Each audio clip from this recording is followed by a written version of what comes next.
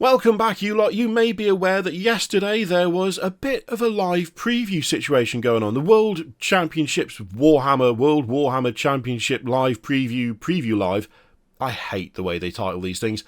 It was yesterday, technically earlier today, but who's counting? And frankly, there was so much good stuff. Now, I normally do like a wrap-up video after doing a live watch-along, because not everyone wants to watch streams, not everyone likes stream VODs. That's totally fine. Absolutely not a problem. Happy to go over it again, especially when I've had more time to sort of formulate my thoughts over the models that have been revealed. That's going to be difficult this time. I would normally do like a best and worst of. Frankly, there's so much decent stuff that I don't know if that's going to work this time. So we're kind of going to go sort of system by system. We'll probably touch on Necromunda in this video. There's just a lot. The Dark Water box contained an insane number of very, very fun miniatures. Then they were like, oh, also, if you hadn't had enough Nurgle, here's a bunch more stuff for AOS, specifically, that is also Nurgle related. So, although that's technically two different things, it feels like it should be one video, but that's going to be massively long, just from the sheer number of things they showed off. So, I think we're going to stagger it. The next few days, we're just going to put out a video every day, and we're going to cover a different part of the preview, and just show off everything we can, because there was some really, really fun stuff in there. We're going to start with the 40k stuff, though. We're going to start with 40k, and we're going to start with this lad. This is Berek Stormbrow. What a name. And he is, funnily enough, a great champion of the Chthonian Berserkers, which you could probably guess. I quite like this guy. The skin thing is a little bit weird. So he's got, what's it called? It's the something Skyn. S-K-E-I-N. He's got something that gives him a sort of craggy skin that affords him additional protection. Kind of fun, kind of neat. I quite like it. Holding the orc head up as a trophy is decent. I quite like that. It is a little bit specific, but then, you know, there's a bit of backstory there, so it makes sense. Also, he's got a nice prosthetic arm. The weapon is mad. The weapon is, I mean, what, half hammer, half pickaxe? I can't remember if that's something that you get on the normal Chthonian Berserkers or not. I don't have it I know they get axes, but I can't remember whether they get something that's specifically like this. But I do like the design of it. It is a bit crazy, but it is also quite fun. I like his little trophies he's got hanging from his belt. That's a very nice touch. And the cabling that goes into his skin from the back. It's just quite a cool miniature, you know? Quite a cool miniature. We'll let him off on the Tactical Rock. This once, we'll let him off on the Tactical Rock, okay? It's there. We've mentioned it. We're not going to dwell on it. Was it necessary? Probably not. Could they have had him standing on the body of the massive orc that he's clearly just ripped the head out of? Yes, they could have done. But they didn't. They went for a Tactical Rock. And fine, I guess. Now, this was the biggest surprise for me personally, not least because I found myself thinking that these are some of the coolest things that they revealed in the entire stream, which, frankly, is not always expected when it comes to Tau. Admittedly, yes, Farsight is a quality model, and I do love my battle suits, but some of them are getting a bit dated now. When they showed off these two, the Twin Lance, I mean, I don't know what it is. I couldn't specifically nail down why these are some of my favourite Tau miniatures they've ever made. But they are. They are. I just really, really like these. And I don't know if I could even properly formulate why outside of simply saying, I really like these. That's not quite enough. I feel like I need to give more than that. But I also don't really know how to give more than that because, yeah, they're just really fun. I just really like them. The head design on the suits is a little bit different. It's a little bit interesting. It's a little bit clunky in some ways, but there's something very satisfying about it at the same time. Even if it does remind me of, I don't know, I'm not up on my droid names for Star Wars, right? But there's something a little bit Star Warsy about the helmets, but I couldn't tell you what from specifically within that universe, but there's just something about it. The gun drones look like they're a little bit bulkier on top. Also, they've got the big old ribbon behind them, which I quite like. The design of the suits is just great. All the extra details. You've got these kind of like, are they bonding studs on the chest? Would Tau even use bonding studs? I don't know. but you've got these kind of additional details all over them. They're a bit chunkier. They're definitely chunky. There's a bit of extra girth, there's a bit of extra armour, but it works super well. They look quite well balanced. They look hefty, but not slow. And this thing they've done, where they've got like additional plating, it feels like, over parts of the suits, or at least like one suit seems to be a slightly different design to the other, and then you've got half and half kind of jammed together. That's just, I don't know why that's such a good aesthetic, but it really is. It just seems to fit really nicely. Those little kind of gap sections on the blue bits of armour really add a lot visually to these, and the fact that you've got these corresponding like odd parts across both suits, where it looks like you could take half of one, half of the other, and then put them together to make one that is entirely blue or entirely cream. I don't get why I like it so much, but I do. I really, really do. I love the design of the shield as well. The shield looks really, really good. Oh, just all round, absolutely solid. Absolutely solid.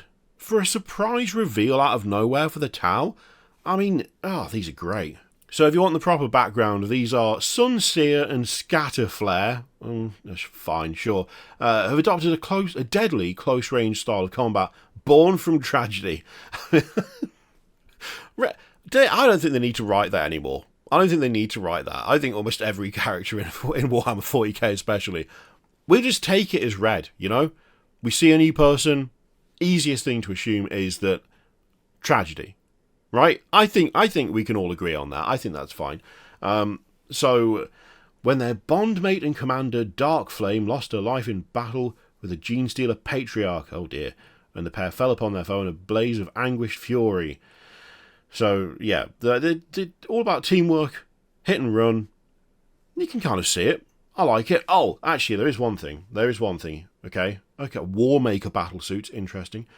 Neocapacitor shields is such a fun, nonsense sci-fi term. I really like that. Anyway, what I was going to say is the one thing that I don't like about these models is that sculpted flame on the floor. That's it. I don't like that at all. I just don't think it looks very good. And, I mean, the fact is, that is most likely not attached to anything, so you just don't need to put it on there. So I would just not bother. I just wouldn't do it. Yeah, I'm not a fan of that. Really not a fan of that. But hey, just don't attach it to the base.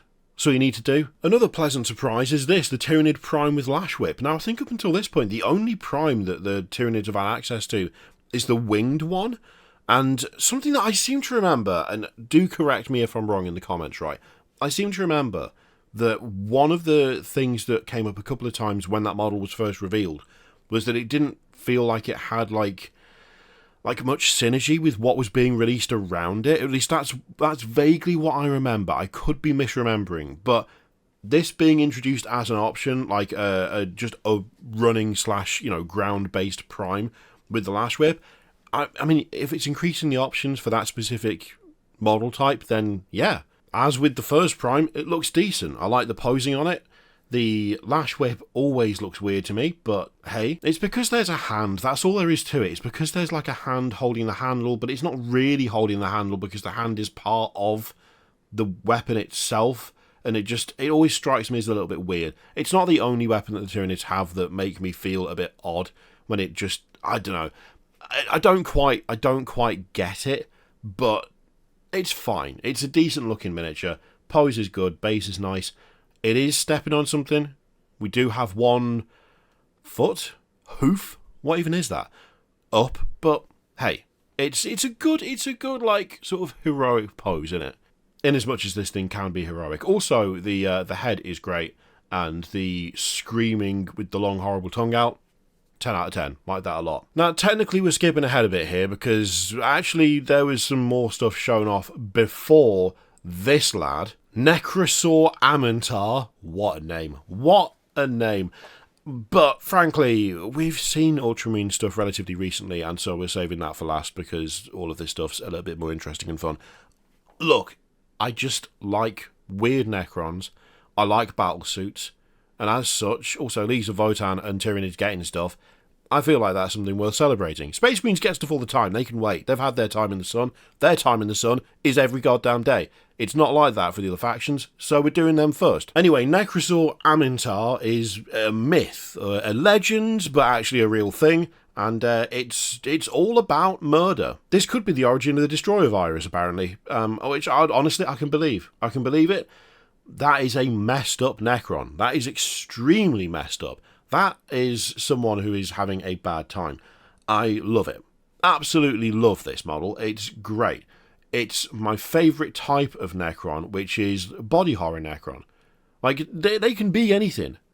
They can do whatever they like when it comes to their shape, their form, and some of them, sometimes, go a bit off the deep end, they go off the rails, and they turn themselves into things like this, and I'm all for it. I mean, what a nightmarish figure. Big old carapace, you got the horrible whippy tendril things, a few too many arms. You know me, I love a horrible miniature with too many arms. You just can't go wrong, and they haven't gone wrong here. It's just really messed up, and therefore excellent, frankly. I love the really long tail. The tail looks great. I also actually quite like the sort of scenic base they've done here, where you've got that bit of ruin that it's kind of climbing over. The multiple blades and stuff look fantastic. The way the spinal bit comes out the top but then just ends. Despite having this big old tail, no connection there, I like that a lot. It's just very cool. Very cool. He's also got a bit of a mangled face. There's some damage to his various parts, which I really like seeing that. That's really cool. A nice fun thing about this nutter is that it wants to reunite all the shards of the Nightbringer and bring the Star God back. Not a good idea. Probably not the best thing to be aiming for, but that's what it's going for. That's what it wants. And it's nice to have a purpose, you know? Even if that purpose is inarguably really terrible for literally everybody. Like, absolutely everyone. Oh, I just love it. I just love this. Arguably, it is a bit messy. The silhouette is a bit all over the place. But then again, it's angling towards monstrosity, right? It's angling towards deep space robotic horror. The fact that it's got too many limbs and it's a bit lopsided and, you know, silhouette-wise, what are you even looking at? It's hard to tell. You can tell it's a Necron, but you can't really tell anything outside of that. For some stuff, that doesn't work. If you're going for something that's supposed to look cohesive, that it is supposed to look designed, then it doesn't work. But for this, that's not what this is trying to be. This is an insane creature that wants to murder and bring back the Nightbringer. You don't need to go into this going, oh, well, actually, it would be a bit better if it's symmetrical. No. Make him a messed up freak. Make him a messed up freak, give him a big long tail, too many arms, too many spikes. That's all you need for that, and that's exactly what they've done. So, I love it. I absolutely love this. It's great. Now, let's talk about the Space Marines, okay? This lad might look familiar. Very familiar, probably, to most of you. That's Captain Titan Titus. He's been promoted again. He's been promoted a second time. His promotion has been reinstated. I don't know. He is now captain of the second company. Oh dear, where's Captain Asheron? Well, if we scroll down just a tiny bit, the former leader of the second company, there's usually only one-way Space Marine jobs open up. We'll be taking a close look at that next week. So he's dead.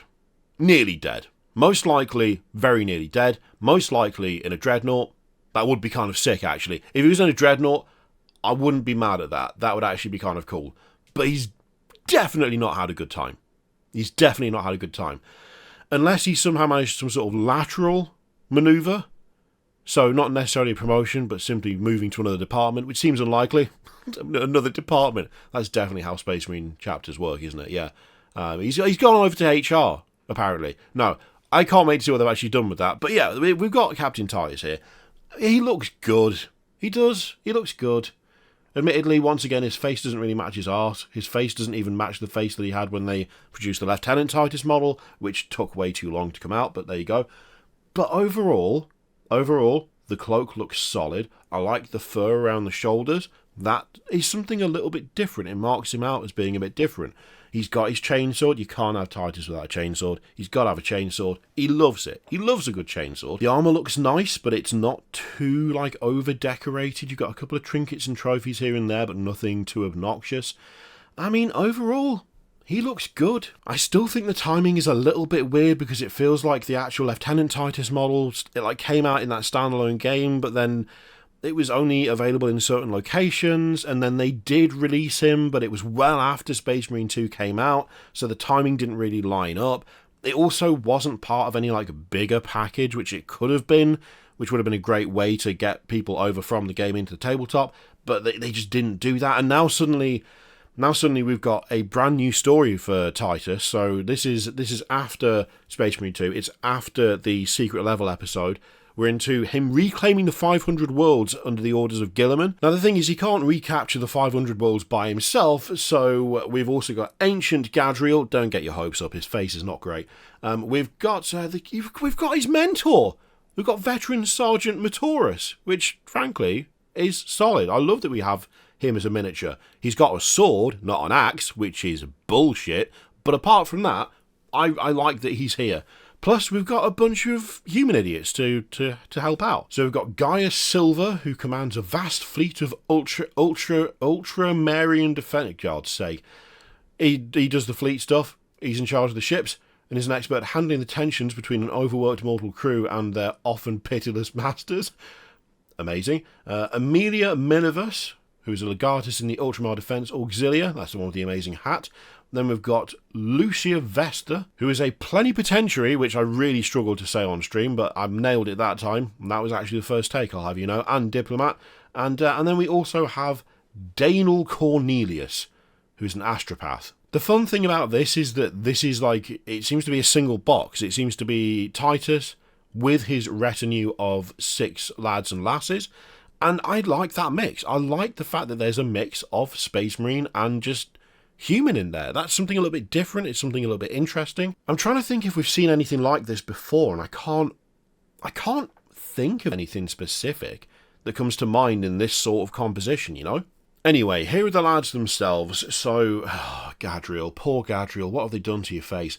The sculpt on his face just isn't that good. It's just not that good. It doesn't really match his artwork. It doesn't really look like him from the game. It's kind of disappointing, honestly. Yeah, it's kind of a shame. The model's fine. The model looks decent. I mean, the model just looks like an ancient, and those already look okay. But the face is a real disappointment, to be honest. It's just... oh, man. Metaurus looks decent. Again, the fact that there's a total lack of axe bugs me. It's just such a simple thing to do. It's the same thing as, like, that Lieutenant Titus model where, for whatever reason, the bolter and the chainsaw, I think, were on the wrong side. Like, he was holding them in different hands than on, like, the cover of the game and stuff. It's just little details like that that bug me, because it shouldn't take much to get that right, you know? And one of the things that made that scene in Secret Level where you got your Space Marines, your 4 lads fighting off against the cultists, were things like the way the axe was used. And then there's the model, and does he have the signature weapon? No, he doesn't. I will say I think the human side of this group actually looks pretty solid. They look decent. They're extremely fancy. There's a lot of fur. There's a lot of cloakage going on. I really like that helmet. That helmet is very fun. It's kind of over the top and silly, but I enjoy it. I think it's decent. The poses are all pretty nice. A kind of mix of stand ready and heroic, and also working. We got a working pose there. Admittedly, he's just looking at a display thing, but whatever. I like these quite a lot.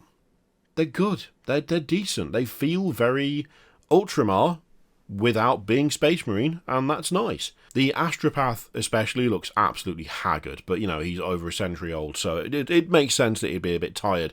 But, yeah, I like these. They do look very, very good. The robes, especially, on the Astropath, are kind of cool. So all of this stuff is part of this new campaign. So it's a narrative expansion for 40k, which is 500 Worlds Titus. And it is literally that Titus is going off to reclaim the 500 Worlds of Ultramar, and They go to the Vespertor front, where Titus and the Second Company are fighting off against Necrons. Specifically Destroyer Curse Necrons, which is kind of fun. Oh yeah, and that's why this box exists, by the way, because you've got Necrosaur Amintar all destroyed up. There will be a new box for Necrons, which is a 500 Worlds Battalion, which has got Hexmark Destroyer, Skullback Destroyers, Ophidian Destroyers, and Locust Heavy Destroyers, which, I mean, as a theme box goes, kind of cool. All Destroyers all the time. Now, something that's interesting is you've got these 4 books, right? So you've got like the headline book, the Titus, you've got the Incursions, you've got the War on the Vespertor front, but the detachments they've said are going to be available online. So if you just want the detachments but you don't want the rest of it, that's something that we should be able to get, like, free, I think? I mean, they said you'd be able to download it. Mind you, that's not the same as saying it's free, does it? Okay, well, we'll have to see. We'll have to hope, right? I have to say, of the stuff shown off for 40k, I mean, for me, Amintar is right up there. Really, really love that model. It looks fantastic. And I think, honestly, on par is the new Tau battlesuits, the Twin Lance. They look great. They look absolutely brilliant.